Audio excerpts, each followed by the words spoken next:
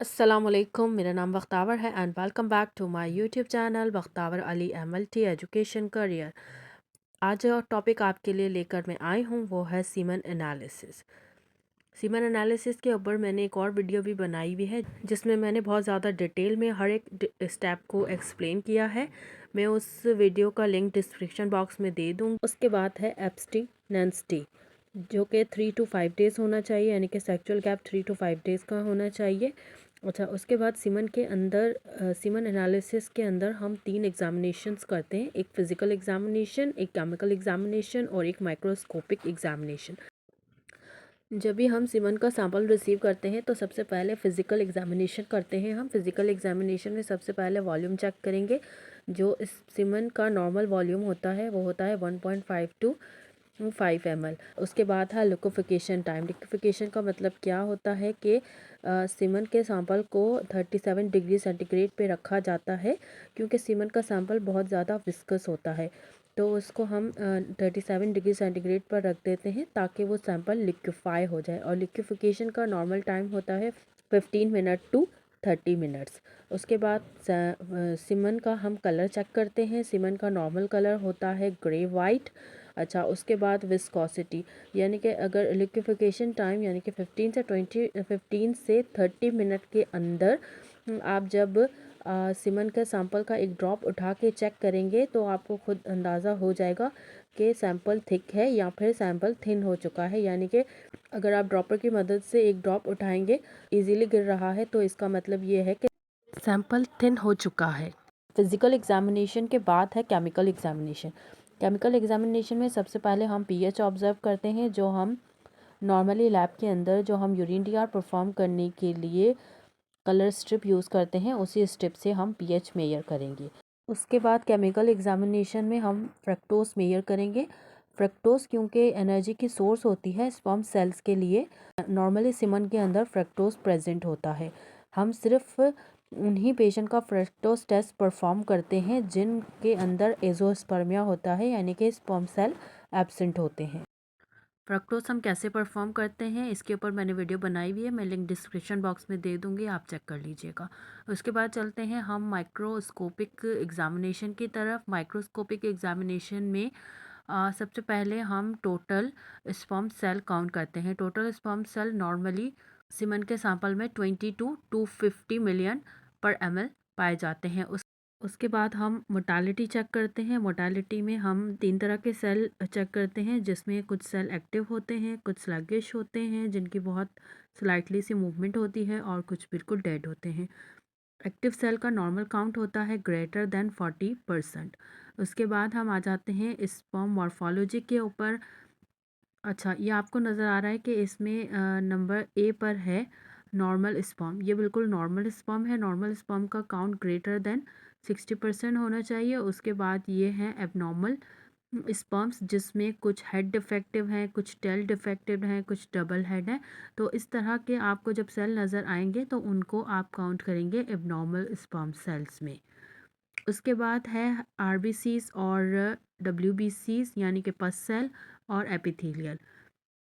अगर आपके पास RBCs डब्ल्यूबीसीज 1 to 2 आ रहे हैं नॉर्मली, तो आप इसको रिपोर्ट कर सकते हैं, इसकी कोई सिग्निफिकेंस नहीं है। इन केस अगर डब्ल्यूबीसीज ज़्यादा हैं, फॉर एग्जांपल 6 to 8 है या इससे ज़्यादा है, तो इट इंडिकेट्स के कोई इन्फेक्शन है। और अगर इसी तरह से आरबीसी ज़्यादा आ रहे हैं तो इट मीन्स के सीमन में ब्लड आ रहा है। अगर तो रेड ब्लड सेल या पस सेल ज़्यादा आ रहे हैं तो आप काउंट करके उनको रिपोर्ट करेंगे। उसके बाद है एपिथेलियल।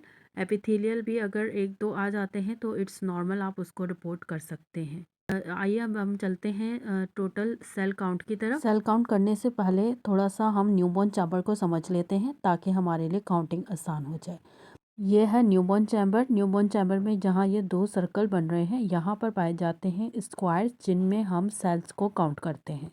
देखें, ये टोटल 9 लार्ज स्क्वायर्स हैं, जिसमें हम सिर्फ 5 स्क्वायर्स के अंदर सेल काउंट करते हैं।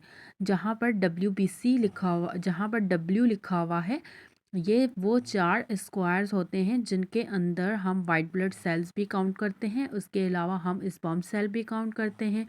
उसके अलावा अगर हम फ्लूइड एनालिसिस कर रहे हों, चाहे वो CSF हो, प्लूरल हो, साइनोवियल हो, कोई भी फ्लूइड एनालिसिस कर रहे हों तो उसमें मौजूद WBCs भी हम यहीं पर काउंट करते हैं और स्पर्म सेल भी हम यहीं पर काउंट करते हैं। उसके बाद सेंटर में आपको जो एक लार्ज बॉक्स नज़र आ रहा है, इसके अंदर जो रेड मार्क हुए हुए हैं 5 स्मॉल बॉक्सेस, इनमें हम काउंट करते हैं रेड ब्लड सेल और प्लेटिलेट। रेड ब्लड सेल और प्लेटिलेट काउंटिंग का काम यहाँ पर नहीं है, लेकिन जस्ट मैं आपकी नॉलेज के लिए बता रही हूँ। तो आइए अब हम चलते हैं काउंटिंग की तरफ। काउंटिंग के लिए सबसे पहले हमें डाइल्यूशन प्रिपेयर करनी पड़ेगी। हम किस तरह से डाइल्यूशन प्रिपेयर करेंगे? स्पर्म सेल काउंट करने के लिए हम 1/20 की डाइल्यूशन प्रिपेयर करेंगे, जिसमें हम 280 माइक्रोन लीटर ऐड करेंगे semen diluting fluid. Semen diluting fluid आपको इजीली, जो भी आपके कंज्यूमेबल सप्लायर हैं उनसे आपको इजीली सीमन डाइल्यूटिंग फ्लूइड मिल जाता है। ठीक है, उसके बाद हम उसमें ऐड करेंगे 20 माइक्रोन लीटर सीमन सैंपल जो कि लिक्विफाई होगा करेंगे। इन दोनों को हम एक ट्यूब के अंदर ऐड करके डाइल्यूशन प्रिपेयर करेंगे। ट्यूब में हमने जो 1/20 की डाइल्यूशन प्रिपेयर की है, उससे हम 1 ड्रॉप लेके न्यूबॉर्न चैम्बर के एक साइड पर डालेंगे और उससे पहले हम कवर स्लिप रखेंगे। अच्छा, अब हम फ़ौरन इसको ऑब्ज़र्व नहीं करेंगे। हमने इस न्यूबॉर्न चैम्बर को 10 मिनट्स के लिए रख देना है। आप लैब के अंदर मौजूद कोई भी पेट्री डिश उठाएं, उसके नीचे एक छोटा सा टिश्यू रख के हल्का सा गीला करके और उसके ऊपर न्यूबॉर्न चैम्बर रखें और उसको कवर कर दें। ठीक है, तो ये क्या होगा कि 10 मिनट के लिए आप इसको रख देंगे ताकि इसमें जो भी स्पर्म सेल हैं वो सेटल डाउन हो जाएं। जब वो सेटल डाउन हो जाएंगे तो फिर स्पर्म काउंट आसान हो जाता है।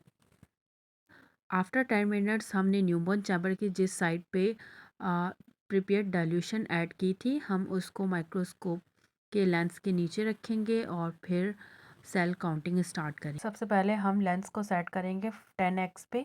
10x पे अगर आपको प्रैक्टिस है, अगर आप 10x पे सेल को काउंट कर सकते हो तो बहुत अच्छी बात है, आप 10x पे करें। अगर आपको 10x पे काउंट करना डिफ़िकल्ट लगता है तो आप 40x पर भी काउंट कर सकते हैं। तो ये है 40x का व्यू, ये आप देख लें और उसके बाद आपको नज़र आ रहा है कि यहाँ पर सेल बिल्कुल भी मोटाइल नहीं है, सारे सेल डेड हुए हुए हैं। तो ये इस वजह से हुए हैं क्योंकि हमने इनको रख दिया था ताकि तमाम सेल सेटल डाउन हो जाए। तो आइए अब मैं बताती हूँ आपको कि काउंटिंग हम किस तरह से करते हैं। सबसे पहले हम न्यूबॉर्न चैम्बर के अंदर नंबर ऑफ़ सेल्स को काउंट करते हैं। अगर नंबर ऑफ़ सेल कम होते हैं, यानी कि स्पर्म सेल क्वांटिटी में कम होते हैं, तो हम चारों बॉक्सेस के अंदर, यानी कि 4 बॉक्सेस जो WBCs के थे, उन 4 बॉक्सेस के अंदर हम सेल्स को काउंट करेंगे। लेकिन अगर स्पर्म सेल का काउंट बहुत ज़्यादा है तो फिर हम कोई से भी 2 बॉक्स सेलेक्ट कर लेंगे और हम 2 के अंदर स्पर्म सेल काउंट करेंगे। अब यहाँ पर आप देख रहे हैं कि WBCs चैम्बर जहाँ पर हम स्पर्म सेल काउंट करते हैं, यहाँ पे आपको नंबर ऑफ़ स्पर्म सेल कम मिल रहे हैं। तो हम क्या करेंगे, हम चारों बॉक्सेस के अंदर मौजूद स्पर्म सेल काउंट करेंगे। जब हमने चारों के अंदर मौजूद स्पर्म सेल को काउंट किया तो हमारे पास टोटल काउंट आया 400। और फार्मूला क्या है, sperm cell count equal to n multiply by 50। n क्या है, number of cell count, multiply by 50। जब हमने इसको 50 से मल्टीप्लाई किया तो आंसर आया 20,000।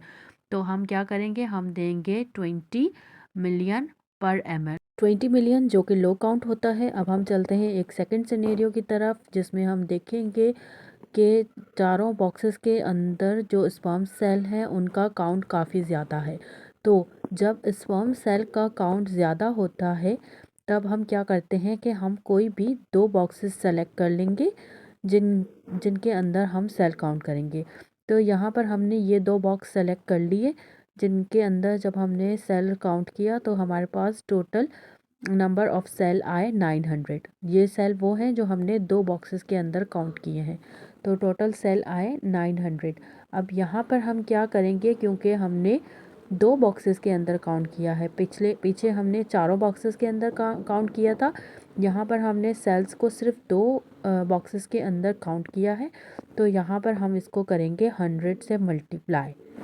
जब हमने इसको 100 से मल्टीप्लाई किया तो हमारे पास आंसर आया 90,000। तो हम इसको क्या रिपोर्ट करेंगे, 90 मिलियन पर ml, जो कि नॉर्मल स्पर्म सेल काउंट होता है। टोटल स्पर्म सेल काउंट करने के बाद अब हम चेक करते हैं मोर्टेलिटी और स्पर्म की मॉर्फोलॉजी, और हम इसी स्लाइड के अंदर जो है वो रेड ब्लड सेल, पस सेल और एपिथेलियल सेल्स को भी ऑब्जर्व करेंगे। तो सबसे पहले हम एक स्लाइड उठाएंगे जिसके ऊपर 1 ड्रॉप हम लिक्विफाइड सीमन का सैंपल डालेंगे, 1 ड्रॉप, और उसके ऊपर हम रख देंगे कवर स्लिप। और कवर स्लिप रखने के बाद फिर हम इसको ऑब्जर्व करेंगे अंडर द माइक्रोस्कोप।